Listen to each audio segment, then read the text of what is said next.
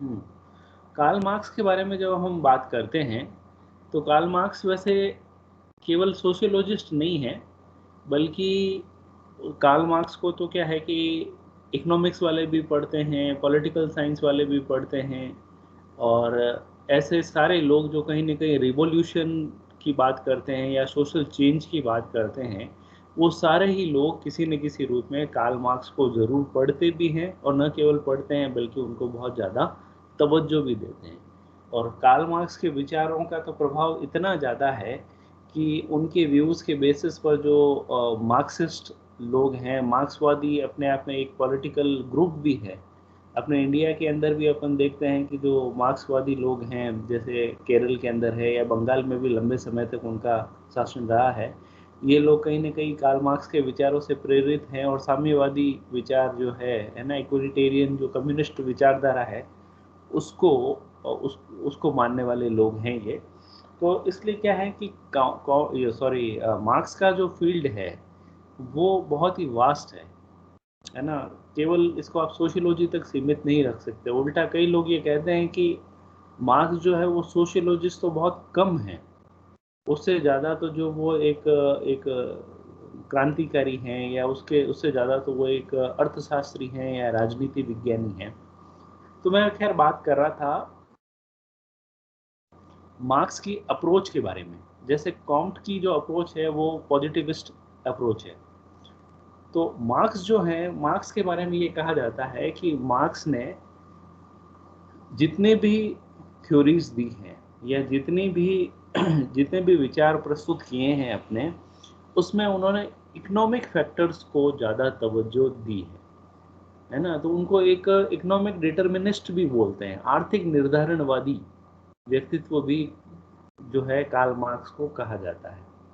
दूसरा, तो एक तो जो है इकोनॉमिक फैक्टर्स को ज़्यादा तवज्जो देना, ये अप्रोच है कार्ल मार्क्स की। उसके अलावा जो है उनकी अप्रोच है वो है कॉन्फ्लिक्ट या डायलेक्ट की, यानी कि संघर्ष। उनका ये मानना है कि संघर्ष के द्वारा ही समाज के अंदर परिवर्तन आता है। जो भी एग्जिस्टिंग सिस्टम्स है उनमें कॉन्फ्लिक्ट होगा, उनमें संघर्ष होगा, और उससे नई व्यवस्थाएं बनेंगी।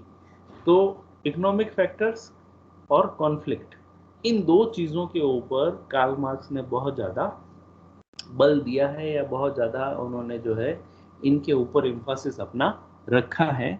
जब भी वो किसी भी कॉन्सेप्ट की बात करते हैं तो ये चीज़ क्लियरली एविडेंट अपने को दिखाई पड़ती है।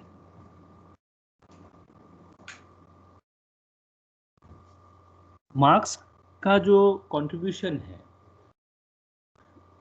उन्होंने वैसे काफ़ी सारी बुक्स जो हैं और काफ़ी सारे जो आर्टिकल्स उन्होंने लिखे हैं, और उनकी जो फेमस बुक्स है उसके अंदर सबसे बड़ा नाम तो आता है दास कैपिटल का, जो आप सबने नाम भी सुन रखा होगा। उसके अलावा कम्युनिस्ट मैनिफेस्टो, जर्मन आइडियोलॉजी, है ना? काफ़ी जो है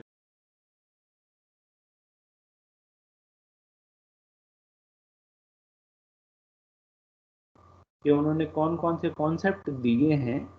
तो कॉन्सेप्ट के अंदर मेनली आता है इनका, एक तो डायलेक्टिकल और हिस्टोरिकल मटेरियलिज्म, जिसको कि हिंदी में अपन कहते हैं द्वंद्वात्मक और ऐतिहासिक भौतिकवाद, डायलेक्टिकल एंड हिस्टोरिकल मटेरियलिज्म।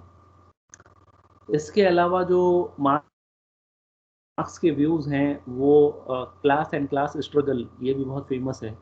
इसके अलावा theory of social change, theory of alienation, theory of surplus value, बहुत सारे विषयों के ऊपर कॉम्ट ने मार्क्स ने जो है अपने विचार रखे हैं। और अपन जो है मार्क्स के विचारों के बारे में वही जो है थोड़ा सा सुपरफिशियली बात करेंगे कि किस में क्या चीज़ उन्होंने कही है, या मेन वो क्या बात कहना चाहते हैं। तो उसके लिए भी खैर एक पीडीएफ है मेरे पास में।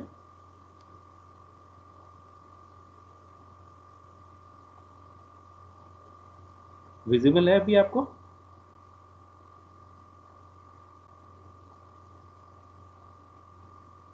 Yes sir. हम्म।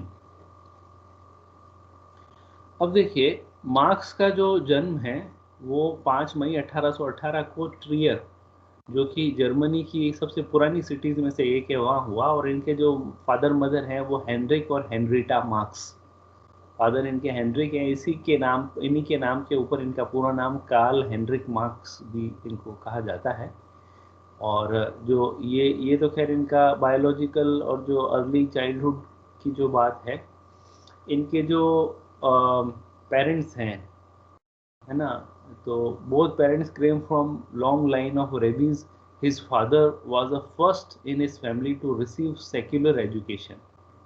तो जो इनकी जो फैमिली है वो कहीं ना कहीं शुरुआती रूप में तो फिर क्या है कि ये जूइश फैमिली के अंदर पैदा हुए थे, और बाद में इन्होंने जो है वो प्रोटेस्टेंट धर्म को जो है वो ऑप्ट कर लिया था। एज अ यूनिवर्सिटी स्टूडेंट ही join the Berlin doctors club, a group of left wing intellectuals. Left wing intellectuals का मतलब ये है कि जो स्थापित जो अथॉरिटी है उसका विरोध करने वाली या उसके अगेंस्ट में चलने वाली जो आइडियोलॉजी है, उसके इंटेलेक्चुअल्स का ये पार्ट बने थे। who embraced Hegel's philosophical vision of humanity, making itself historically through its own labor। तो कहीं ना कहीं क्या है कि जो एस्टेब्लिश जो व्यू थे, मार्क्स ने जो है शुरुआत से ही उनका विरोध करने की एक प्रवृत्ति उनके अंदर बहुत ज़्यादा देखने को मिली। और मार्क्स जो है उनकी जो एजुकेशन है, ख़ास तौर से जो कॉलेज की और उसके बाद में जो पोस्ट डॉक्टरल की जो उनकी एजुकेशन है, जो अब एक उन्होंने पीएचडी के लिए भी उन्होंने डिजर्टेशन 1841 में फिनिश कर दी थी, but he did not complete the second thesis required to enter German academic. तो वो उनकी पूरी हो नहीं पाई थी, और क्योंकि उसका भी कारण जो था वो कहीं ना कहीं पॉलिटिकल रीजंस थे उसके पीछे। After left Hegelian Bruno Boer lost his academic position for political reasons. Marx knew, especially given his Jewish roots, क्योंकि शुरुआत में तो जो है वो Jewish फैमिली से बिलोंग करते थे, बाद में इन्होंने प्रोटेस्टेंट लिया था, रिलीजन ऑप्ट किया था, तो उसको लेकर के भी जो है उनके साथ में कई प्रकार की राजनीति होती रहती थी। और फिर इस वजह से क्या है कि उनके लिए जो हायर एजुकेशन के जो रास्ते हैं वो हमेशा के लिए बंद हो गए, और फिर इन्होंने क्या है जर्नलिज्म या जो पत्रकारिता है उसमें अपना भविष्य आजमाने की कोशिश की। he decided to try journalism.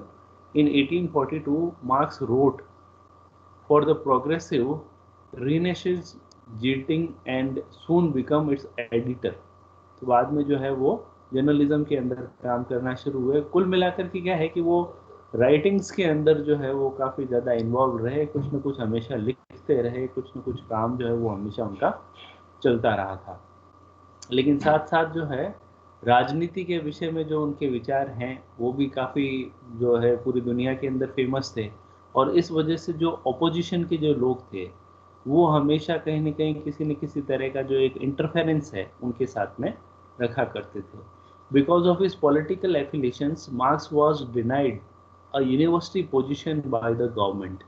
Marks turn to writing and editing but had a battle but had to battle government censorship continuously. तो भले ही उन्होंने वो जर्नलिज्म भी करना शुरू कर दिया था, तो उसमें भी क्या है गवर्नमेंट का दखल अंदाजी कुछ न कुछ हमेशा ही रहती थी। In 1843 Marx move to Paris with his new wife. दो मैरिज करी थी उन्होंने, जेन वॉन वेस्टफैलन इनकी वाइफ का नाम था। In Paris he read the works of reformist thinkers who had been suppressed in Germany and began his association with Frederick Engels। ये इनकी लाइफ का एक बहुत बड़ा टर्निंग पॉइंट था फ्रेडरिक एंजल्स के साथ में जो इनका एसोसिएशन था, क्योंकि इन दोनों ने मिलकर के काफ़ी सारे काम आगे किए हैं। एकेडमिक वर्क इन लोगों ने किया था, जो एक फेमस कम्युनिस्ट मैनिफेस्टो है वो भी इन दोनों ने मिलकर के ही लिखा था। During his time in Paris, Marx wrote several documents that were intended to self-clarification. They were never published in his lifetime। लिखा बहुत कुछ था लेकिन पब्लिश उनकी मार्क्स की मृत्यु होने के बाद में ही जो है वो पब्लिश हो पाया था। But have since become important Marxian text, economic and philosophic manuscript in 1844, और जर्मन आइडियोलॉजी जो इनकी फेमस बुक थी, जो कि ब्रुसेल्स के अंदर जो है वो इन्होंने कंप्लीट करी थी। और 1848 के अंदर जो है वो इनका फेमस पब्लिकेशन कम्युनिस्ट मैनिफेस्टो जो है वो आया था। और मार्क्स ने जो है 1852 में वापस से जो है स्टडीज़ को प्रारंभ करते हुए ब्रिटिश म्यूजियम के अंदर ये जो है काम करते थे। And there he would sit daily from 10 AM to 7 PM। ठीक है, 9 घंटे तक जो है वो हमेशा वहाँ पे बैठ कर के काम करते थे। Study reports of factory inspectors and other documents that describes the abuse of early capitalism. तो वहाँ जो फैक्ट्री में ये वहाँ जो काम करते थे, म्यूजियम के अंदर जो काम करते थे, तो वहाँ पर भी जो है लोगों के जीवन के बारे में या जो कैपिटलिस्ट सोसाइटी जो होती है उसकी उसकी जो बुराइयां हैं उसके बारे में भी काफ़ी कुछ लिखा करते थे। The research form the basis of Das Kapital, his largest work. जो सबसे फेमस और जो सबसे बड़ा जो इनका वर्क है दास कैपिटल, उसकी शुरुआत भी कहीं ना कहीं वहाँ म्यूजियम के अंदर ही शुरू हुई। During this time 3 of his children died of male nutrition. अब आप देखें कि लाइफ में कितना स्ट्रगल था कि उनके जो 3 बच्चे हैं वो मेल न्यूट्रिशन के कारण, कुपोषण के कारण जो है मृत्यु को प्राप्त हो गए, कार्ल मार्क्स के सामने ही, है ना। तो कहीं ना कहीं ये चीज़ें बताती है कि इनकी लाइफ के अंदर स्ट्रगल्स, प्रॉब्लम्स जो हैं वो काफ़ी ज़्यादा रही थी। फिर जो बात आती है, फिर मार्क्स जो है खुद, उनकी जो डेथ है वो 1883 में हुई और उनसे जस्ट पहले उनकी वाइफ की डेथ हो गई थी 1881 में। और उसके 1 साल बाद में जो उनकी एकमात्र बेटी थी उसकी भी डेथ हो गई। तो कहने का मतलब ये है कि मार्क्स की लाइफ में उनके बच्चों की, उनकी वाइफ की, सबकी डेथ हो गई और फिर 1883 के अंदर लास्ट में उनकी खुद की भी डेथ हो गई। तो ओवरऑल जो है एक पिक्चर अपने सामने जो आती है वो ये है कि एकेडमिक वर्किंग उनकी जारी रही, लाइफ के अंदर स्ट्रगल्स भी काफ़ी ज़्यादा रहे, पॉलिटिकल इंटरफेरेंस भी काफ़ी ज़्यादा रहा, कई लोगों ने उनको काम करने से रोका, उनके विचारों के ऊपर कई तरह के आक्षेप, कई तरह की नाराज़गियाँ वो सब भी मौजूद रही, लेकिन फिर भी जो है वो उन्होंने काम करना जारी रखा। तो ये कहीं ना कहीं इनकी पर्सनैलिटी का जो एक जो फीचर है उसको इंडिकेट करता है कि वो एक जो है एक मजबूत व्यक्ति थे जो कहीं ना कहीं हमेशा ही संघर्ष करने के लिए तैयार थे।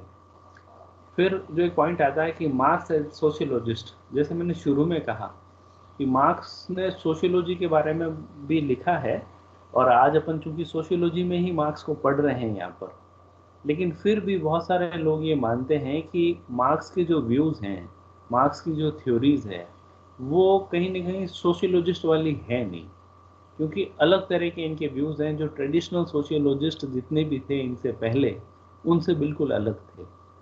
ट्रेडिशनल सोशियोलॉजिस्ट में अगर अपन बात कर लें, भले ही चाहे ऑगस्ट कॉम्ट की बात कर लें या दुर्खिम की बात कर लें, स्पेंसर की बात कर लें, इन सब की तुलना में मार्क्स का जो व्यू था वो बिल्कुल अलग था। क्योंकि जैसा मैंने कहा, मार्क्स की अप्रोच क्या थी, कॉन्फ्लिक्ट वाली।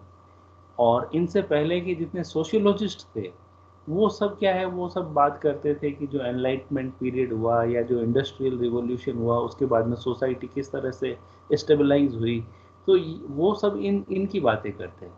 और काम और कॉम्ट से और इनसे अलग जो है मार्क्स जो है वो बात करते हैं कि किस तरह से संघर्ष के द्वारा समाज में परिवर्तन आ सकता है। तो वो मार्क्स जो है वो संघर्ष को बुराई नहीं मानते हैं, या कॉन्फ्लिक्ट अगर सोसाइटी में देखने को मिलता है तो वो उसको as a source of change मानते हैं, है ना। उसको वो कोई सोशल प्रॉब्लम की तरह नहीं देखते हैं, वो देखते हैं हाँ ये हो रहा है तो चलो ठीक है अब सोसाइटी में चेंज आएगा। तो बदलाव लाने के एक जरिए के रूप में वो किसी न किसी तरह से कॉन्फ्लिक्ट को परसीव करते हैं। Marks was not a sociologist and did not consider himself one, although his works is too broad to be encompassed by the term sociology. There is a sociological theory to be found in Marx's work. अब आज की तारीख में तो जो है बहुत सारे लोग, बहुत सारे सोशियोलॉजिस्ट हैं, वो मार्क्सिस्ट थ्योरी के हिसाब से अपने विषय को पढ़ते और पढ़ाते हैं, लेकिन कॉम्ट खुद अपने आप को जो है कहीं ना कहीं sociologist ही कंसिडर नहीं करते थे. The basic reason for this rejection of Marx was ideological, क्योंकि मार्क्स की आइडियोलॉजी औरों से अलग थी. Many of the early sociologist theorists were inheritors of the conservative reaction to the disruptions of Enlightenment and the French Revolution.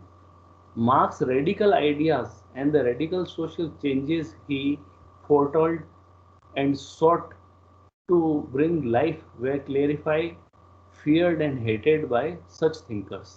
Marx was dismissed as an ideologist. तो क्योंकि उनसे पहले के जितने भी लोग थे, वो जो मैंने कहा आपको एनलाइटमेंट पीरियड और जो फ्रेंच रिवॉल्यूशन और इन सब की बातें करते थे, मार्क्स जो है ये इनसे बिल्कुल अलग थे. तो इसलिए क्या है कि जो ट्रेडिशनल कंजर्वेटिव जो सोशियोलॉजिस्ट थे, उनसे ये बिल्कुल अलग होने के कारण मार्क्स की जो एक एक्सेप्टेंसी है बीइंग अ सोशियोलॉजिस्ट, वो इतनी आसान कभी भी नहीं रही, है ना. और मेन बात एक ये भी थी कि Marx and his followers, there were of course the reason why Marx was not accepted by many early theorists. He seems to be more an economist than a sociologist. क्योंकि जैसा मैंने शुरू में भी अभी आपको कहा कि इनके विचारों के अंदर आपको हर चीज में ये देखने को मिलेगा कि इन्होंने इकोनॉमिक फैक्टर को जरूरत से ज्यादा महत्व दिया है. दुनिया में जो कुछ भी हो रहा है वो इकोनॉमी के कारण हो रहा है, एज पर मार्क्स से ही. तो चेंज आ रहा है या कुछ बदलाव किसी भी तरह का देखने को मिल रहा है या जो कुछ भी घटित हो रहा है, वो सब के सब जो है वो कहीं ना कहीं किस वजह से हो रहा है, इकोनॉमिक फैक्टर की वजह से. तो इकोनॉमिक फैक्टर को जरूरत से ज्यादा महत्व देने के कारण ही लोग कहते हैं कि नहीं ये तो इकोनॉमिस्ट है, सोशियोलॉजिस्ट थोड़ी है. इसके अलावा another reason for early rejection of Marx was nature of his interest. अब इनका इंटरेस्ट जो वो क्या था, whereas the earlier sociologists were reacting to the disorder created by enlightenment, पुनर्जागरण, जो मैंने अभी पहले भी बात की, the French Revolution and later the Industrial Revolution, Marx was not upset by these disorders.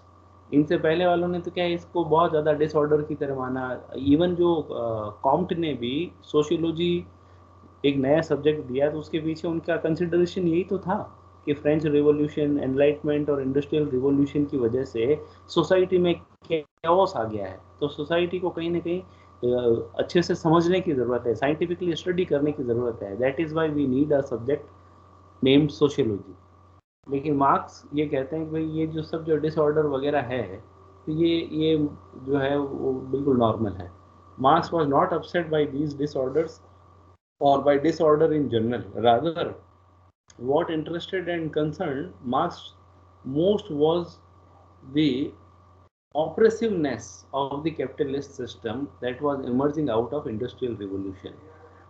कहीं ना कहीं जो एक दबाव की जो बात आती है, ऑपरेसिवनेस की बात आती है, जो कैपिटलिस्ट सिस्टम के अंदर देखने को मिलती है, वो जो है वो कहीं ना कहीं इंडस्ट्रियल रिवॉल्यूशन का कारण इसको कार्ल मार्क्स मानते हैं. तो बाकी जो है वो इन चीज़ों को बहुत अधिक तवज्जो नहीं देते हैं, इसलिए भी क्या है कि इनको ज़्यादा लोग जो है वो सोशियोलॉजिस्ट के रूप में कंसिडर नहीं करते हैं. एक और जो रीज़न है, another difference with worth noting is difference in philosophical roots between Marxian and conservative sociological theory. Most of the conservative theorists were heavily influenced by the philosophy of Immanuel Kant. जो Karl Marx का ज़माना था, उन दिनों में क्या है, एक इमैनुअल कांट नाम के दार्शनिक थे, वो बहुत ज़्यादा फेमस थे. वो दुनिया के बहुत ज़्यादा समझदार व्यक्ति भी कंसिडर होते थे और उनसे बहुत सारे लोग इंस्पायर थे. दुनिया भर के एकेडमिशियन उनसे इंस्पायर थे. उनसे इंस्पिरेशन लेकर के उन्होंने अपने अपने फील्ड के अंदर स्टडी करी, एकेडमिक काम किया, रिसर्च वर्क किया. तो कांट का जो है वो कहीं ना इमैनुअल कांट का जो एज फिलोसोफर हैं वो उनका बहुत ज़्यादा बोलबाला था. तो जहाँ दुनिया भर के जितने एकेडमिशियन थे वो सब उनसे इंस्पायर थे और मार्क्स जो है वो उनसे बिल्कुल भी इंस्पायर नहीं थे. मार्क्स जो है उल्टा उनके भी अगेंस्ट में चला करते थे. तो इसलिए भी क्या है कि एक वो रिबेलियन टाइप की अप्रोच थी, जो कुछ और लोग मानते हैं वैसा मार्क्स नहीं मानते थे. तो इसलिए लोग उनको जो है वो कंसिडर नहीं करते थे, है ना. तो वो अलग थलग टाइप के व्यक्ति थे.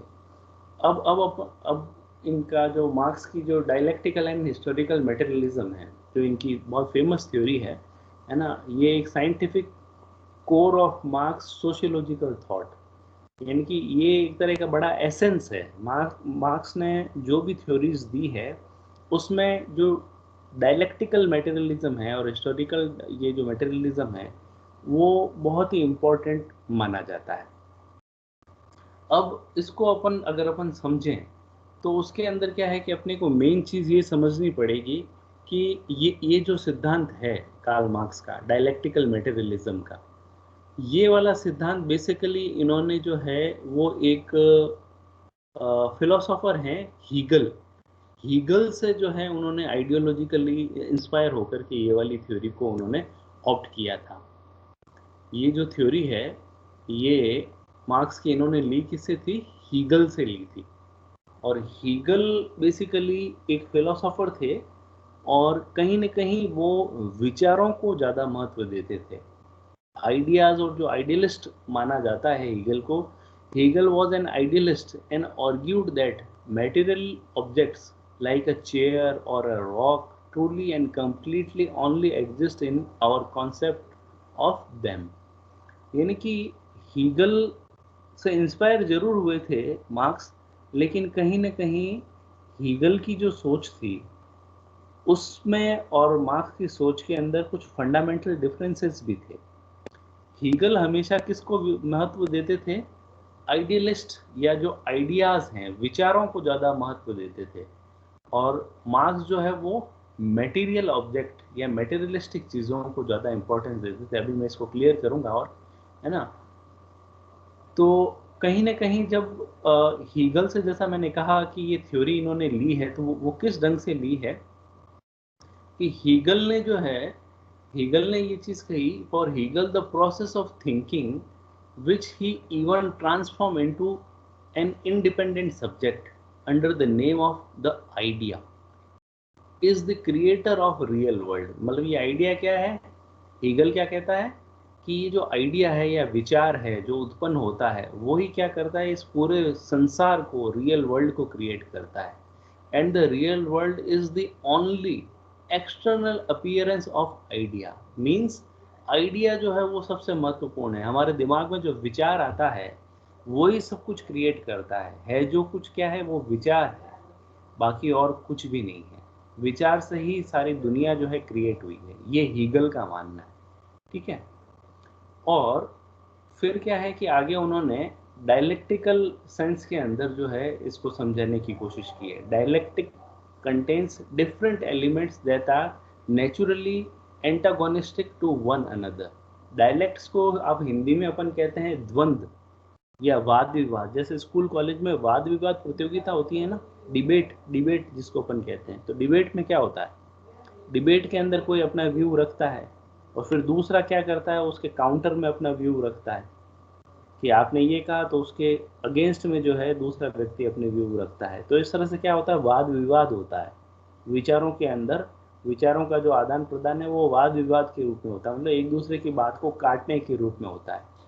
तो हीगल ने विचारों का जो विकास है उसको इस सेंस में ही समझाया था कि इनिशियली कोई एक आइडिया जो है वो इमर्ज होता है, फिर उस आइडिया के अगेंस्ट में कोई एक काउंटर आइडिया आता है, मतलब विरोधी विचार आता है। फिर क्या होता है कि इस तरह से विचारों के बीच में द्वंद्व होता है, एक तरह का झगड़ा होता है, एक तरह का जो है वो विवाद टाइप उत्पन्न होता है, विचार और उसका जो ऑपोजिट विचार है उनके बीच में। ठीक है। तो विचार को उन्होंने क्या कहा, थीसिस, और उसके अगेंस्ट में जो विचार आता है उसको उन्होंने कहा एंटीथीसिस। थीसिस और एंटीथीसिस का जो द्वंद्व होता है, जो विवाद होता है, उससे क्रिएट होता है सिंथेसिस। इसको अपन आगे एक डायग्राम से भी मैं बताऊंगा आपको ये चीज। थीसिस और एंटीथीसिस। थीसिस क्या है? आरंभिक विचार है, एक इनिशियल थॉट है, और उसके अगेंस्ट में, उसके काउंटर में जो व्यूज आते हैं वो होते हैं एंटीथीसिस। तो थीसिस और एंटीथीसिस का जो है विवाद होता है और उससे क्रिएट क्या होता है, सिंथेसिस, जिसको कि ये तो हो गया वाद, ये हो गया विवाद या प्रतिवाद, और ये हो गया संवाद हिंदी में अगर कहें तो। वाद, प्रतिवाद और संवाद, थीसिस, एंटीथीसिस और सिंथेसिस। ठीक है। तो ये सिंथेसिस बना किससे है? थीसिस और एंटीथीसिस के बीच में जो भी निकली है बात, है ना, दोनों के बीच में विवाद से जो बात निकली है वो है सिंथेसिस। और सिंथेसिस से ही फिर क्या होता है, उसमें से ही कोई नया थीसिस निकलता है और उसमें से ही कोई नया विचार निकलता है, और वापस से क्या होता है, उनके बीच में और द्वंद्व पैदा होता है आपस में, और जो है विरोधी विचार आते हैं, एंटीथेसिस आता है, और फिर वापस से क्या होता है, कोई नया सिंथेसिस बनता है, फिर नए सिंथेसिस में से कोई और नया थीसिस निकलता है। तो कहने का मतलब ये है कि जो हमारे विचारों का विकास है वो इसी ढंग से होता है, थीसिस, थीसिस के अगेंस्ट में एंटीथेसिस, फिर उससे बनता है सिंथेसिस, और फिर सिंथेसिस से वापस से कोई नया थीसिस निकलता है, और उसके अगेंस्ट में फिर कोई और विरोधी विचार प्रकट होते हैं, और फिर सिंथेसिस बन जाता है। तो इस तरह से क्या होता है, विचारों के अंदर या विचारों की थीसिस और एंटीथेसिस, इनके विचारों का जो ये डायलेक्ट है, उसी से ही क्या है, विचार विकसित होते हैं, या आइडिया जो है वो डेवलप होते हैं, और आइडिया से ही पूरी दुनिया बनी है, ऐसा हीगल का मानना है। अभी तक अपन बात केवल हीगल की कर रहे हैं। तो हीगल ने जो है इस तरह से ये बताया है कि किस तरह से आइडिया डेवलप होता है। अब मार्क्स ने क्या किया, as it is thesis, antithesis और सिंथेसिस को एक्सेप्ट कर लिया उन्होंने। उन्होंने कहा बिल्कुल सही कह रहे हो हीगल साहब आप, ये बात बिल्कुल सही है, आपकी बात मैंने मान ली। लेकिन एक बेसिक डिफरेंस था दोनों के बीच में। हीगल जहाँ ये कहता है कि विचारों के बीच में थेसिस एंटीथेसिस से सिंथेसिस बनता है और फिर उससे वापस जो है ये फॉर्मेशन होता है, मार्क्स ने कहा नहीं, विचार विचार कुछ नहीं है, विचार नाम की तो चीज़ ही नहीं होती। जो कुछ है चीज़ वो है हमारा मेटेरियलिस्टिक वर्ल्ड। इस मेटेरियलिस्टिक वर्ल्ड के अंदर इनके विचार जो हैं, हीगल ये मानता है कि विचारों से दुनिया बनी है, और मार्क्स क्या कहता है, दुनिया में हम आए हैं या इस दुनिया से विचार बनते हैं। ये मार्क्स का मानना था। तो यहाँ पे ये दोनों अपोजिट थे।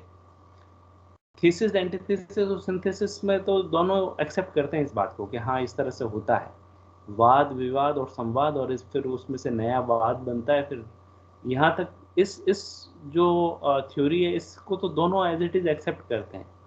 लेकिन हीगल कहता है कि विचारों में वाद विवाद और संवाद होता है, और मार्क्स ये कहता है कि विचारों में नहीं होता, भौतिक जगत में होता है, मेटेरियलिस्टिक वर्ल्ड में होता है। यानी कि ये जो इकोनॉमिक फैक्टर्स हैं, इनके अंदर हमारा जो मोड ऑफ प्रोडक्शन है, हमारा जो सिस्टम है सोसाइटी का, उसके अंदर ही कुछ इनहेरेंट ऐसी चीज़ें होती है कि उसी में ही थीसिस, एंटीथेसिस और सिंथेसिस बनती है, और इस तरह से जो है दुनिया का विकास होता है, समाज का विकास होता है।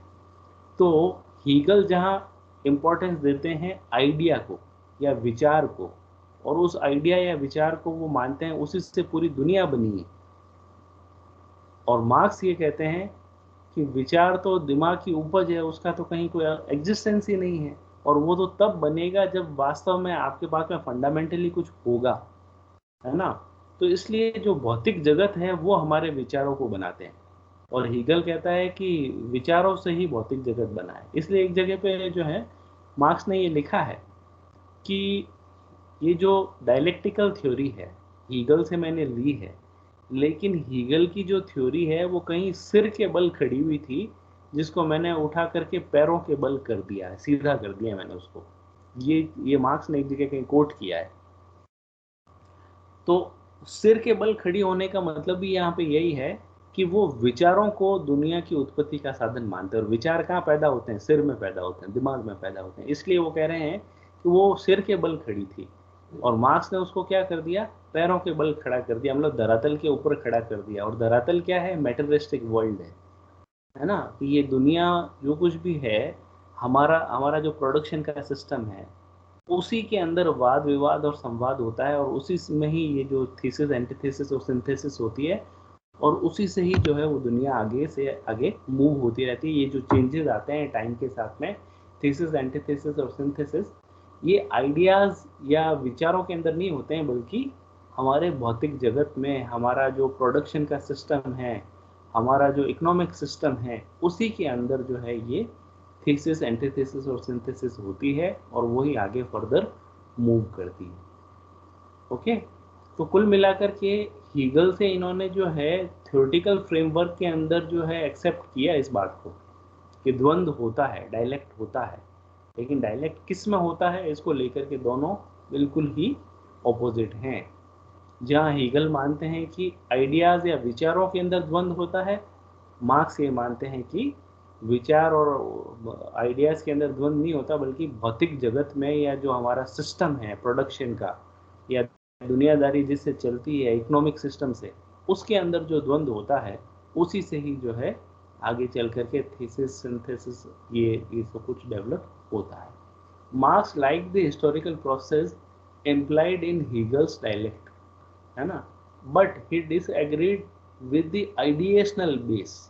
तो हीगल की थ्योरी को तो उन्होंने जो है वो लाइक किया, लेकिन इसका जो आइडिएशनल बेस है, विचारों वाला जो बेस है, उसको डिसएग्री कर दिया उन्होंने। Marx, as we have seen, argues human beings are unique because they creative produce material to fill their own material needs।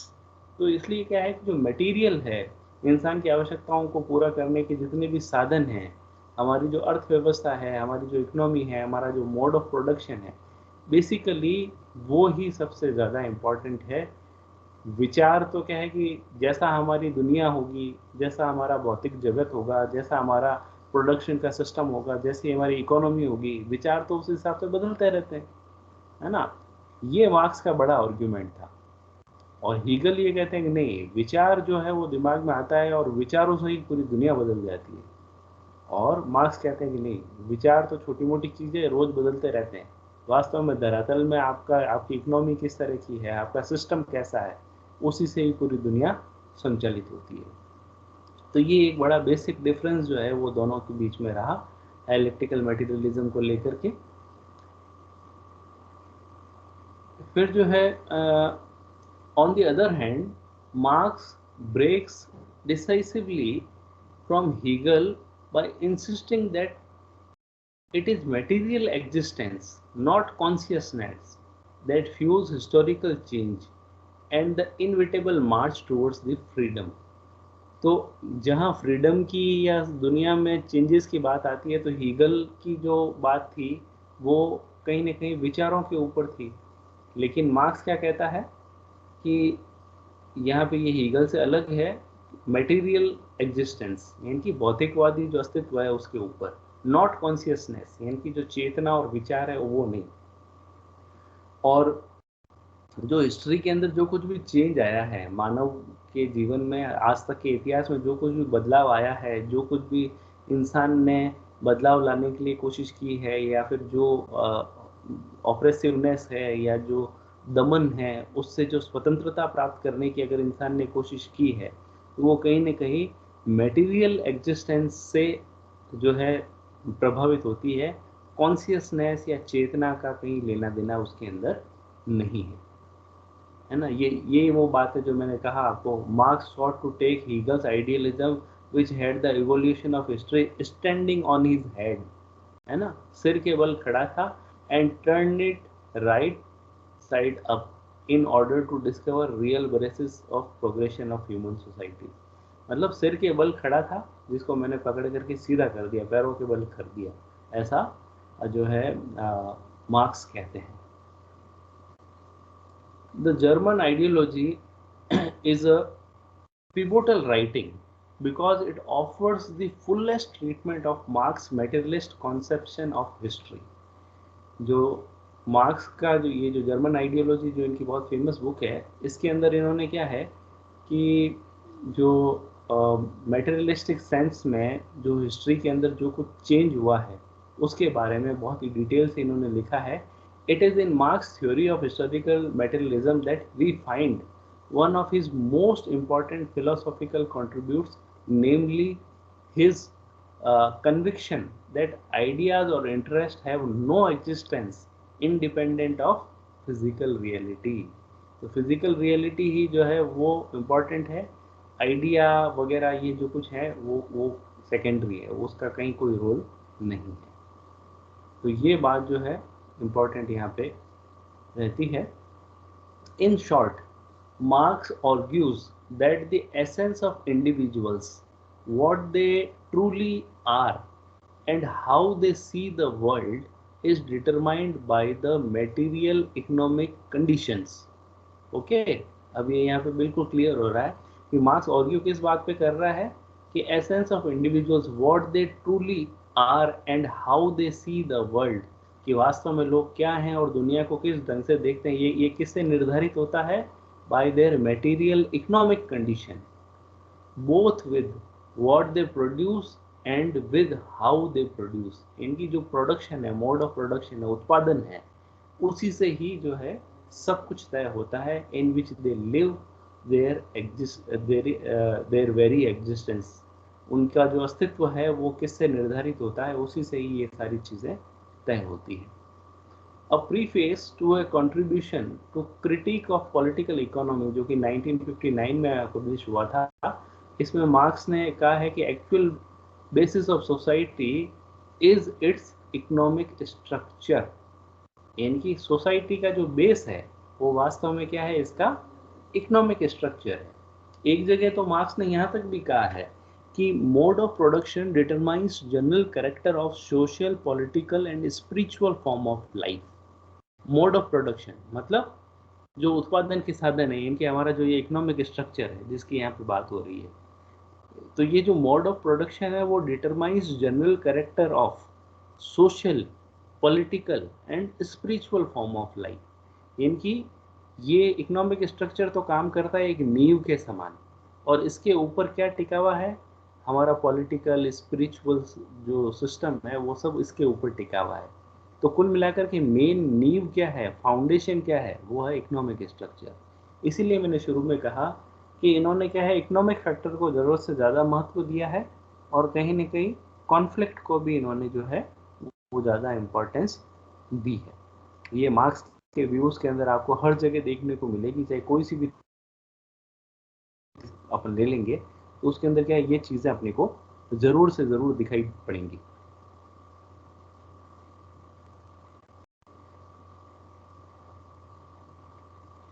अब ये तो हिस्टोरिकल और मेटेरियलिस्ट जो कॉन्फ्लिक्ट की बात हुई, जिसके अंदर मेन एसेंस यही था कि किस तरह से जो है डायलेक्ट, थेसिस, एंटीथेसिस और सिंथेसिस हीगल से उन्होंने लिया। हीगल जो है आइडियाज़ के अंदर ये जो डायलेक्ट की बात करते हैं, और मार्क्स मेटेरियलिस्ट वर्ल्ड के अंदर डायलेक्ट की बात करते हैं। अब बात आ रही है क्लास एंड क्लास कॉन्फ्लिक्ट। ये भी क्या है, मार्क्स की बहुत ही एक इम्पॉर्टेंट एक थ्योरी है, क्लास एंड क्लास कॉन्फ्लिक्ट, जिसको कि अपन हिंदी में कहते हैं वर्ग एवं वर्ग संघर्ष का सिद्धांत। ये मार्क्स ने जो है क्लास कॉन्फ्लिक्ट के बारे में भी बहुत डिटेल से बताया है। क्लास कॉन्फ्लिक्ट इनकी वही कहीं ना कहीं संघर्ष की बात ये कर रहे हैं यहाँ पे भी। ये कहते हैं कि आज तक का जो इतिहास रहा है ह्यूमंस का, उसमें हमेशा से ही क्या है, अलग अलग तरह की क्लासेस बनी हुई हैं, अलग अलग तरह के वर्ग देखने को मिलते हैं। Marks has used the term social class through out his works but explained it only in a fragmented form. Marks ने क्लास की बात करी है, सोशल क्लास की, सामाजिक वर्ग की बात करी है, लेकिन कहीं बहुत अच्छे से इसको एक्सप्लेन नहीं किया है। The clearest passage on the concept of class structure can be found in the third volume of his famous work, जो Das Kapital है, under the title of Social Class. Marx distinguished three classes related to three sources of income. यानी कि जो source of income के हिसाब से इन्होंने तीन तरह के जो है क्लासेस यहाँ पे बताई है। Owners of simple labour power, और labourer whose main source of income is labour. इनकी जो ओनर हैं लेबर के, पुराने टाइम में क्या होता था कि लोग जो है खूब सारे लेबर्स को अपने अंडर में रखते थे, दासों को रखते थे, जो है ना गुलाम बना करके लोगों को रखते थे, जो एज ए लेबर उनके यहाँ काम करते थे। तो जो एक तो वो लोग हो गए, उसके अलावा ओनर्स ऑफ कैपिटल और capitalist whose main source of income is profit और सरप्लस वैल्यू। जो आज के ज़माने में जो अडानी अंबानी जिनको आप मान सकते हो, ये सब क्या है, कैपिटलिस्ट हैं। ये इनकी सोर्स ऑफ इनकम क्या है, सरप्लस वैल्यू। यानी कि कोई माल जो है उसके प्रोडक्शन में मान लीजिए 10 रुपये का खर्चा आया और बाज़ार में वो 15 रुपये में बेचते हैं, तो ये 5 रुपये क्या है, ये है सरप्लस वैल्यू, है ना, कि मैन्युफैक्चरिंग कॉस्ट 10 रुपीज़ और सेलिंग प्राइस 15 रुपीज़, तो उसके ऊपर का जो मुनाफा है वो है 5 रुपये, तो वो होता है सरप्लस वैल्यू। तो ये जो कैपिटलिस्ट हैं, पूंजीवादी लोग हैं, ये इनकी सोर्स ऑफ इनकम क्या होती है? ये सरप्लस वैल्यू। और लैंड लैंड तीसरा जो क्लास बताया उन्होंने, land owners, whose main source of income is ground rent. पुराने ज़माने में जो होते हैं ना जमींदार वगैरह वो सब, तो वो क्या करते थे कि उनकी जो ज़मीनें थी, उन ज़मीनों से जो कुछ उत्पादन होता था या उन ज़मीनों से जो रेंट मिलता था, वो उनकी सोर्स ऑफ इनकम थी। तो इस तरह से क्या है, तीन तरह के सिस्टम, तीन तरह की क्लासेस जो है उन्होंने बताई थी। फिर आगे चल कर के और डिटेल से इसमें बात आएगी। Capitalist at the border level society could be divided into two major classes. मतलब मेनली क्या है, दो तरह की क्लासेस हो सकती है। किस हिसाब से? ओनर हैव्स और हैव्स नॉट्स। ये दो चीजें देखो आप, हैव्स और हैव्स नॉट्स। हैव्स मतलब जिनके पास में कुछ है, और हैव्स नॉट जिनके पास में कुछ नहीं है। तो ये दो तरह के लोग हमेशा दुनिया में पाए जाते हैं। एक तो वो जिनके पास में जो साधन संपन्न है, जिनके पास में कुछ चीजें हैं, और दूसरे वो लोग जिनके जो साधन संपन्न नहीं है, जिनके पास में कुछ नहीं है। तो एक तो हो गया हैव्स। हैव्स में मतलब owners of land and capital, जिनके पास में लैंड वगैरह है, दे ऑफन कॉल्ड एज बॉर्जियस। और दूसरी क्लास कौन सी हो गई? हैव नॉट्स, जिनके पास में कुछ नहीं है, ठन गोपाल है। Those who own nothing but their own labour power, मजदूर हैं साहब, है ना, जमीनें वगैरह कुछ नहीं है, फैक्ट्रियाँ कारखाने कुछ नहीं है, बस अपने शरीर से मेहनत करके कमा रहे हैं। तो उनको उन्होंने क्या कहा? प्रोलिटेरिएट्स। एक तो हो गए बॉर्जियस जो ओनर हैं, और जो मजदूर है वो हो गए प्रोलिटेरिएट। तो इस तरह से क्या है, दो तरह की क्लास हमेशा से ही इस संसार में विद्यमान रही है। एक तो वो जो साधन संपन्न है, जिनके पास में सब कुछ है, और एक हैव्स नॉट, जिनके पास में कुछ नहीं है ना। तो इस तरह से क्या है, मार्क्स ने दो क्लासेस के बारे में बताया है कि इस तरह से दो क्लासेस इस बेस पर कि जिनके पास में कुछ है और कुछ नहीं है, इस बेस पर दो क्लासेस हमेशा से ही विद्यमान रही है। ठीक है। और फिर बाद में जो मार्क्स और एंजल्स ने जो कम्युनिस्ट मैनिफेस्टो के अंदर जो चीज़ें लिखी है, थोड़ा सा अपन उसके बारे में बात करेंगे।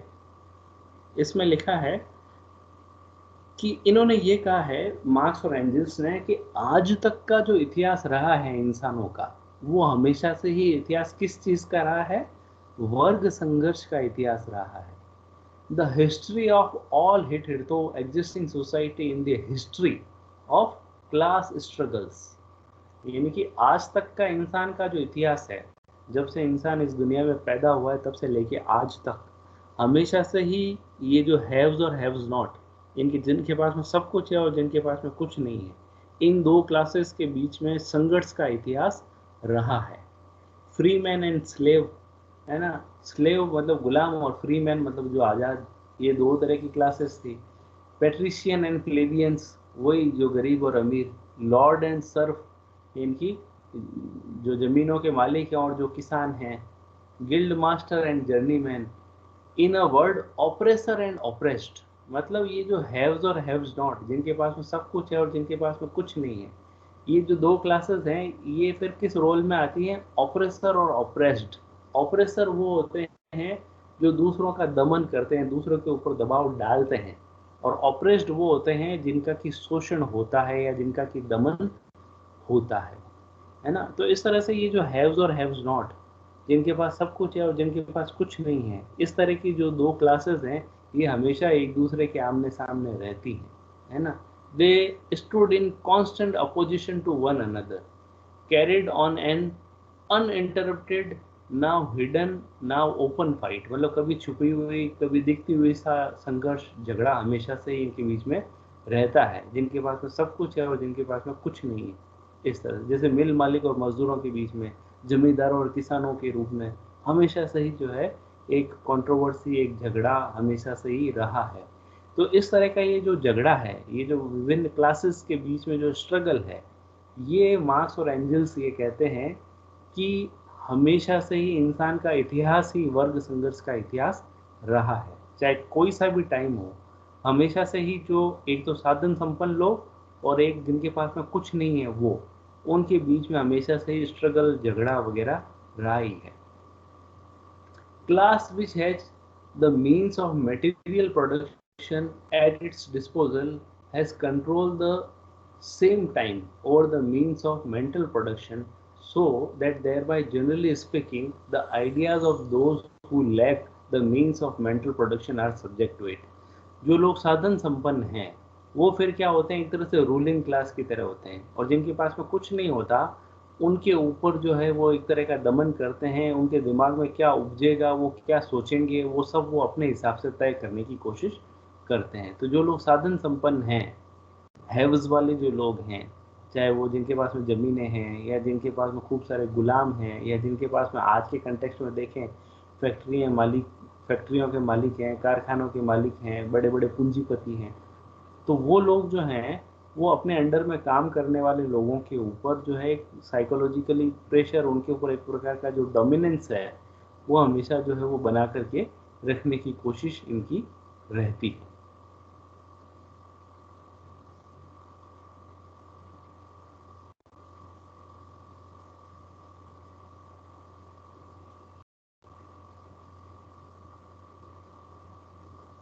अब ये जो क्लास और क्लास कॉन्फ्लिक्ट की जहाँ पे बात आती है, क्लास का जो कॉन्फ्लिक्ट है, for marks class division and conflict between classes exist in all societies.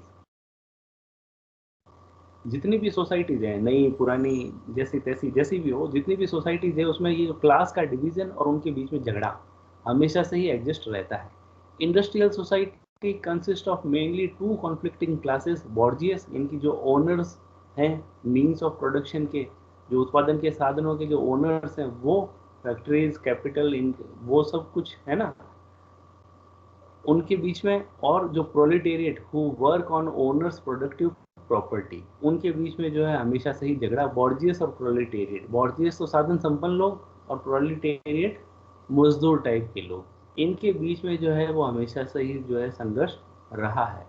The owning class control की economic, political and ideological institution placing it's inevitably in opposition to non-owners as it seeks to protect its power and economic interest। तो कुल मिलाकर के जो owners हैं या फिर जो पावरफुल लोग हैं, ये फिर क्या करते हैं, अपनी पावर को हमेशा से बचा करके रखना चाहते हैं, है ना, हमेशा अपना जो स्थान है, दबदबा है, अपना रुतबा है, उसको बनाए रखना चाहते हैं। और कहीं न कहीं जो ऑप्रेस्ड क्लास है ना, जो प्रोलिटेरिएट्स हैं, जो मजदूर टाइप के लोग हैं, ये लोग क्या है, दबाव से, शोषण से तंग आकर के अपनी स्थिति में बदलाव लाने की कोशिश करते हैं। तो इस वजह से फिर क्या होता है, दोनों ही क्लासेस के बीच में स्ट्रगल होता है, उनके बीच में जो है ऑपोजिट जो व्यूज के चलते कहीं न कहीं जो है वो आपस में एक कॉन्फ्लिक्ट ऑफ इंटरेस्ट जो है वो होता है। और फिर ये जो कॉन्फ्लिक्ट ऑफ इंटरेस्ट जो है वो सोसाइटल चेंज को जनरेट करता है। तो समाज में जो कुछ भी बदलाव आता है वो किस वजह से आता है, इस तरह से जो ऑपोजिट इंटरेस्ट के जो लोग हैं, इनके बीच में जो आपस का जो झगड़ा है, उनकी वजह से जो है वो कहीं न कहीं चेंज आता है। अब एक और नई थ्योरी है मार्क्स की, थ्योरी ऑफ एलिनेशन को हिंदी में कहते हैं अलगाव का सिद्धांत। अलगाव, अलगाव मतलब एक तरह की जो बोरियत हो जाती है इंसान को, किसी काम में मन नहीं लगना, है ना, वो होता है अलगाव। अब जैसे आपने कई लोगों को देखा होगा, कुछ लोग ऐसे होते हैं जिनकी बहुत सारी हॉबी होती है यंग एज के अंदर, है ना, किसी को म्यूज़िक का शौक़ होता है, किसी को कुछ खेलने का शौक़ होता है, किसी को पोएट्री का शौक़ होता है, किसी को पेंटिंग का शौक़ होता है। तो इस तरह के शौक़ होते हैं, कई तरह के उसके उनके अंदर जो है वो क्रिएटिविटी होती है। लेकिन लाइफ में फर्दर कई बार ऐसी सिचुएशंस आती है कि इंसान इन सारी चीज़ों से अलग हट जाता है, कट जाता है, प्रायोरिटीज़ दूसरी हो जाती है। तो कहीं न कहीं क्या होता है, वो अपनी हॉबी से अलाइनेट कर जाता है। तो इसी तरह से मार्क्स ये कहते हैं कि जो ये कैपिटलिस्ट सोसाइटी है, ये जो पूंजीवादी समाज है, जिसके अंदर जो फैक्ट्री और कारखानों के अंदर जो काम करने वाले लोग हैं, ये बेचारे क्या है, ये अलाइनेट हो जाते हैं, मतलब इनका अलगाव हो जाता है। इनको दीन दुनिया से कोई मतलब ही नहीं होता। ये पूरी तरह से जो है एक लेबर के रूप में काम करते हैं। इनके काम के घंटे फिक्स होते हैं कि सुबह 10 घंटे काम इनको करना है फैक्ट्री के अंदर, उस 10 घंटे के बदले में उनको 300-400 रुपए जो मिलने हैं वो मिलने हैं। तो इस तरह से ये लोग क्या करते हैं, अपनी लेबर को बेचते हैं, है ना? और कहीं न कहीं वो इन सारी चीज़ों के अंदर अपने परिवार को चलाने के लिए जो मेहनत इनको करनी पड़ती है, इसके चलते ये पूरी तरह से सोसाइटी से एलाइनेट हो जाते हैं, अलगाव हो जाते हैं, कट ऑफ हो जाते हैं, है ना?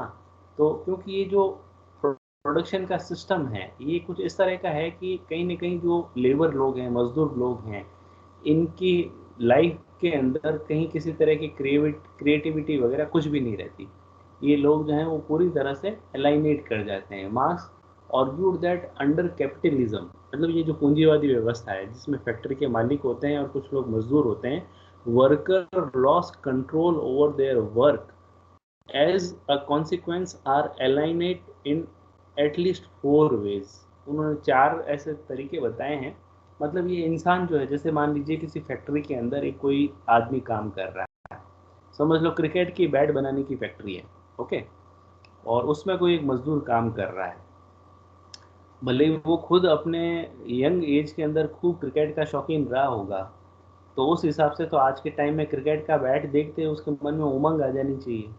लेकिन होता क्या है कि इस तरह की जब वो फैक्ट्रियों में काम करता है, या उसमें फिर उसके दिमाग में फिर वो क्रिकेट कहीं नहीं रहता।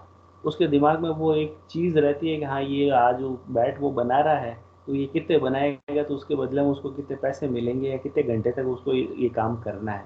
तो उसके दिमाग में ये सारी चीज़ें रहती हैं। उसके मन में वो क्रिएटिविटी नहीं रहती कि हाँ, मैं इसे क्रिकेट में कट मारूँ, पुल मारूँ, हुक मारूँ, रन काटूँ, ये करूँ, वो सारी चीज़ें खत्म हो जाती हैं। अब जो है वो फैक्ट्री में काम कर रहा है, तो उसको क्या है कि बाकी सारी जो चीज़ें थी, उन सब से वो अलग हट जाता है।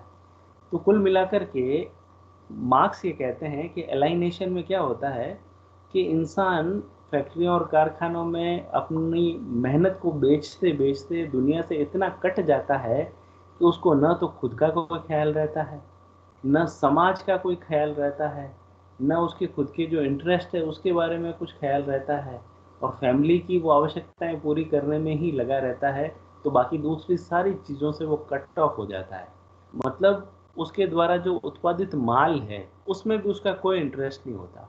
उसको इस चीज़ से कोई नहीं होता कि मान लो उसने कोई चीज़ प्रोड्यूस करी है, तो वो दिखने में कैसी है, या उसकी क्या वैल्यू होगी, उसको इस चीज़ से मतलब ही नहीं है। वो मान लो क्रिकेट का बैट बना रहा है फैक्ट्री के अंदर जो 4000 रुपए में बिकेगा, तो उस क्रिएटिविटी से उसको जो खुशी होनी चाहिए थी कि भाई देखो मैंने इतनी अच्छी चीज़ बनाई, है ना? जो उसकी आर्ट है उससे उसको कोई खुशी नहीं होती। वो बनाया साइड में फेंका, क्योंकि वो आगे जाके कहीं न कहीं बिकना है, उसको कोई मतलब ही नहीं है इन चीज़ों से। तो ये जो भावना होती है, ये जो सेंस होता है, यही होता है एलिनेशन, जिसमें इंसान को सुबह फैक्ट्री जाना है, शाम को फैक्ट्री से निकलना है, दुनिया में क्या हो रहा है कोई मतलब नहीं है। ये अपन देखते हैं आज के समाजों में। तो ये बेसिकली क्या है, एलाइनेशन है। और ये एलाइनेशन जो है वो कैपिटलिस्ट सोसाइटी का एक बहुत बड़ा दोष और दुर्गुण है, ऐसा मार्क्स मानते हैं। ये मानते हैं कि ये कैपिटलिस्ट सोसाइटी यही करती है लोगों के साथ में कि इनकी क्रिएटिविटी को ख़त्म कर देती है। ये मशीन की तरह खाली लगे हुए रहते हैं, काम करते हैं। इनको जो है इनके ज़ील, एंथुसियाज़्म, क्रिएटिविटी नाम की लाइफ में कोई चीज़ बचती नहीं है। किसी तरह का शौक, मौज, है ना? या कहीं न कहीं एनर्जी कुछ भी नहीं है। कहीं इनकी हॉबीज़ भी कुछ नहीं बचती, सब खत्म हो चुका होता है। तो इस तरह से क्या है कि ये जो एलाइनेशन है, ये कई कारण और भी कई सारे कारण हैं, उसकी वजह से भी होता है ना? अनएम्प्लॉयमेंट की वजह से भी हो सकता है कि जो इंसान जो जुड़ा हुआ था उन चीज़ों से, उ उसके हिसाब से भी वो लगता है कि भई अब वो चीज़ अगर नहीं रही जिससे उसकी अर्निंग हो रही थी, तो वो भी दिमाग में जो है उसमें एक इनसिक्योरिटी को पैदा करती है। तो कई सारी ऐसी चीज़ें हैं जो उसके दिमाग में स्ट्रेस लेकर के आती हैं, कई तरह के तनाव लेकर के आती हैं, और उसकी वजह से जो है इंसान पूरी तरह से जो है पूरी सोसाइटी से एक कट ऑफ टाइप हो जाता है। यही है एलाइनेशन, और कुछ भी नहीं है। और theories of alienation as scientific exploration of the cause of job satisfaction and political behavior serve as pivotal function in the moving us beyond workplace and societal practice destroy human motivation and toward practices that liberate human involvement and creativity. तो इन सारी चीज़ों से जो है इंसान को कहीं पे इन्वॉल्व होना होता है या कहीं ना कहीं रचनात्मक कामों में लग सकता है, वो सारी चीज़ें जो है वो ख़त्म हो चुकी होती है। अब एक लास्ट आ रहा है theory of social change. Marks का जो एनालिसिस है कि जो समाज में आज तक बदलाव हुआ है, उसके पीछे भी मार्क्स की यही थ्योरी है जो मैंने शुरू में बताया था। इकोनॉमिक फैक्टर और संघर्ष, इन दोनों ही कारणों से समाज में बदलाव हुआ है। आज तक जितना भी हिस्ट्री के अंदर, सोशल लाइफ के अंदर जो भी चेंज हुआ है, उस चेंज का कारण क्या है? समाज में पाया जाने वाला, अलग अलग क्लासेस के अंदर पाया जाने वाला स्ट्रगल, कॉन्फ्लिक्ट, ये जो है चेंज की वजह है। और जनरली होता यही है कि जो इकोनॉमिक फैक्टर्स हैं समाज के, उनके बीच में होने वाला जो स्ट्रगल है, उनके बीच में जो होने वाला जो कॉन्फ्लिक्ट है, उसी की वजह से सोसाइटी के अंदर चेंज आता है। मार्क्स ने जो है मोड ऑफ प्रोडक्शन अलग अलग तरह के बताए हैं। सबसे पहला उन्होंने बताया है एशियाटिक मोड ऑफ प्रोडक्शन।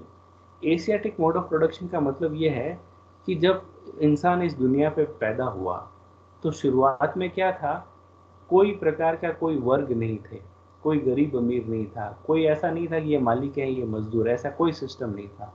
तो इसमें क्या था कि एक कम्युनल सिस्टम था। मान लीजिए कि जमीन, खेती करने के लिए जमीन भी होती थी तो वो सार्वजनिक होती थी, सबकी होती थी, मालिक कोई एक आदमी नहीं होता था।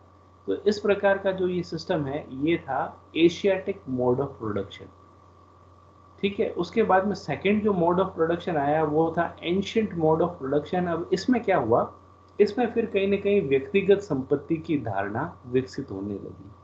पहले वाले में तो व्यक्तिगत संपत्ति नाम की कोई चीज ही नहीं, सबकी सार्वजनिक है, सब जो है मालिक हैं जमीन के या जो कुछ भी आसपास की चीजें हैं। बाद में क्या हुआ, एंशिएंट मोड ऑफ प्रोडक्शन, इसमें फिर क्या होने लगा कि it refers to the form which precede capitalist production, है ना। अब यहाँ पे क्या होने लगा, in some of these terms slavery seen as foundation of productive system. अब यहाँ पे क्या हुआ, स्लेवरी यानी कि जो दास प्रथा है वो डेवलप होने लगी। दास प्रथा के बारे में आप लोगों ने कहीं सुन रखा होगा कि पुराने जमाने में क्या होता था, दास या जो गुलाम होते थे, स्लेव होते थे, उनको क्या है, खरीदा और बेचा जा सकता था। एक इंसान के पास में कितने ज्यादा गुलाम हैं, उसी से ही उसकी रिचनेस का अंदाजा लगाया जाता था। और जो गुलाम होते थे, जो दास होते थे, जो स्लेव होते थे, उनकी अपनी इंडिविजुअल सेपरेट आइडेंटिटी कुछ भी नहीं होती थी। जैसा उनका मालिक कहेगा वैसा उनको करना है, बिल्कुल मशीन की तरह होते थे, जो कहा जाए वो करना है, अपनी मर्जी से कुछ नहीं करना है। तो ये जो सिस्टम होता था, ये स्लेवरी का सिस्टम, ये था एंशिएंट मोड ऑफ प्रोडक्शन, जिसमें खेती का काम होता था या और कोई दूसरा जो है शिकार वगैरह होते थे। तो इसमें दास वगैरह जो है वो इम्पोर्टेंट होते थे। यहाँ पे एग्रीकल्चरल स्लेवरी की बात की गई है। अब इसमें होता ये था कि इसमें ये जो मास्टर्स हैं, जो मालिक हैं, दासों के जो मालिक हैं, ये लोग क्या करते थे कि इनका एक्सप्लॉयटेशन करते थे। और इस एक्सप्लॉयटेशन की वजह से फिर क्या हुआ, कॉन्फ्लिक्ट हुआ, और कॉन्फ्लिक्ट की वजह से फिर व्यवस्था के अंदर चेंज आया। ये दास प्रथा जो है वो अबॉलिश हो गई, है ना। ये जो स्लेवरी सिस्टम है ये खत्म हो गया, खत्म हुआ, अच्छी बात है। लेकिन बाद में क्या हुआ, फ्यूडाल मोड ऑफ प्रोडक्शन आ गया है। फ्यूडाल, जिसको कि अपन हिंदी में कहते हैं सामंतवाद, सामंती सिस्टम। अब सामंती सिस्टम में क्या होता है ये भी आपको पता होना चाहिए कि इसमें कोई जमींदार होता है। जमींदार यानी कि कौन, जमीनों का मालिक, जिसके पास में खूब सारी जमीनें हैं। उन जमीनों के ऊपर वो खुद खेती नहीं करता है ना।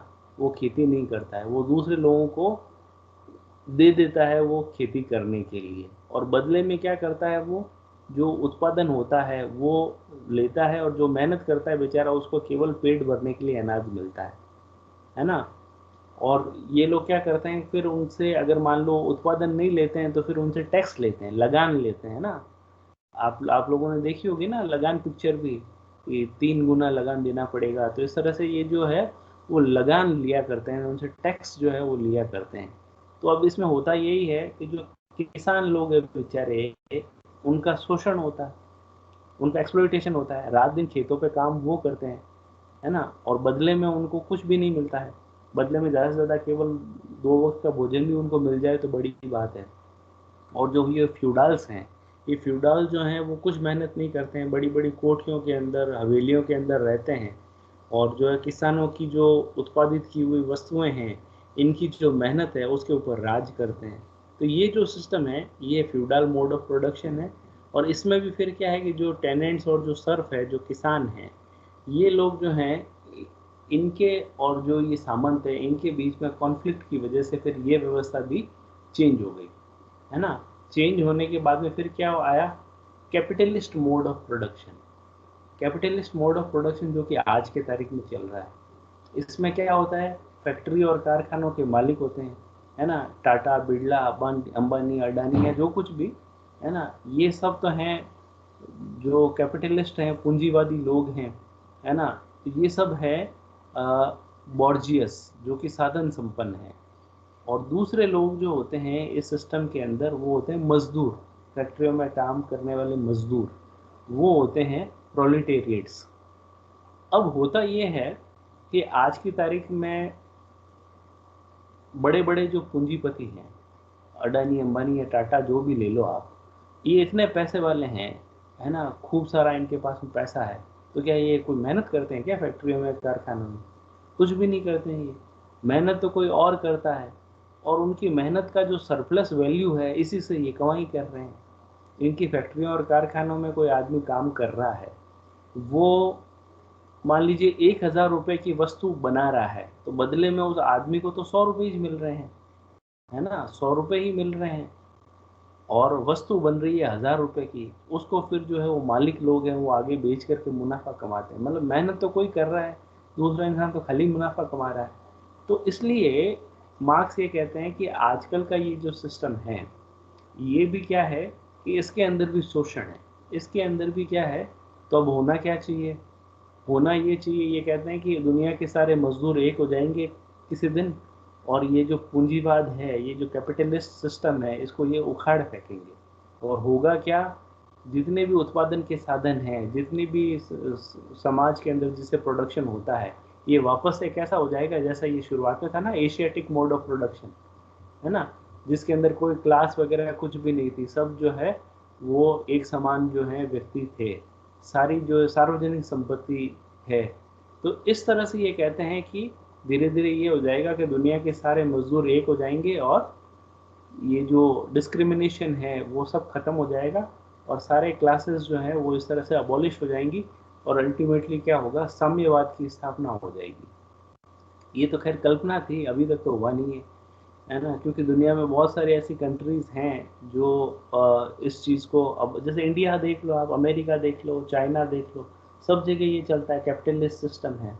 उल्टा, टू बी वेरी ऑनेस्ट, आज की तारीख में जो मार्क्सियन फिलोसॉफी है, वो धीरे धीरे कहीं ना कहीं अपना स्थान खोती नजर आ रही है। रशिया, चाइना, है ना, ये जो है, ये लोग मार्क्स के थ्योरीज को पहले बहुत सपोर्ट किया करते थे, लेकिन आजकल ये भी जो है कहीं ना कहीं कैपिटलिस्ट सोसाइटी की ओर है।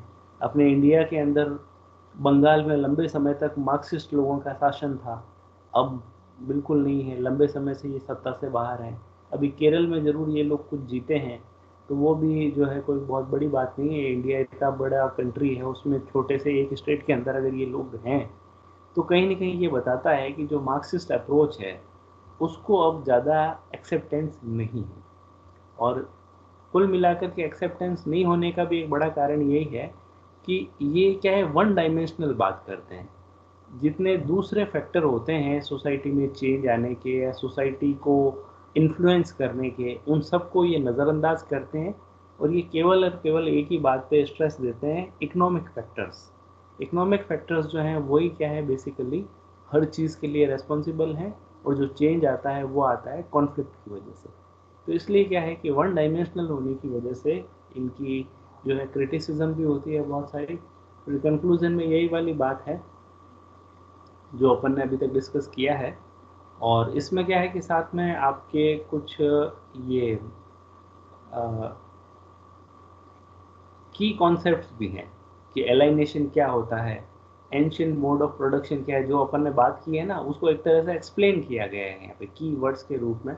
जैसे एलाइनेशन है, तो डिह्यूमनाइजिंग एस्ट्रोजेंट or separation of workers from the means of production, the product of their labor, their own species being humanity as a whole।